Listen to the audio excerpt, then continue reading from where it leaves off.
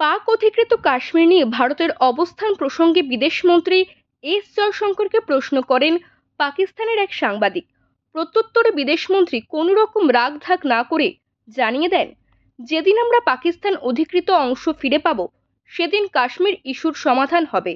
S Jaishankar আরও বলেন, কাশ্মীরে আমরা বেশিরভাগ সমস্যার সমাধানে ভালো কাজ করেছি। আমার মনে হয় ৩৭০ ধারা বাতিল করা প্রথম পদক্ষেপ ছিল। সেই সঙ্গে তার সংযোজন দ্বিতীয় বড় পদক্ষেপ ছিল কাশ্মীরে উন্নয়ন, অর্থনৈতিক কর্মকাণ্ড এবং সামাজিক ন্যায়বিচার পুনরুদ্ধার করা।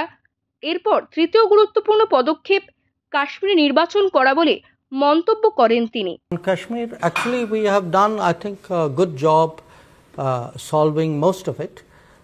I think removing Article 370 was one step, number one. Then restoring growth and economic activity and social justice in Kashmir was step number two. Holding elections, which were done with a very high turnout, was step number three.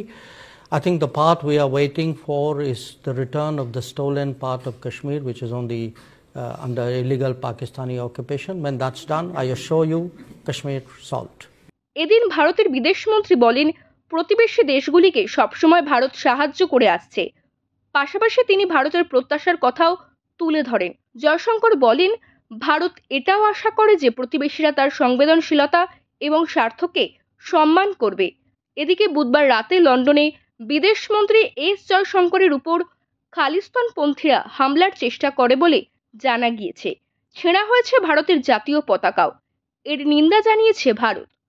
Bureau report, Onkar Bangla.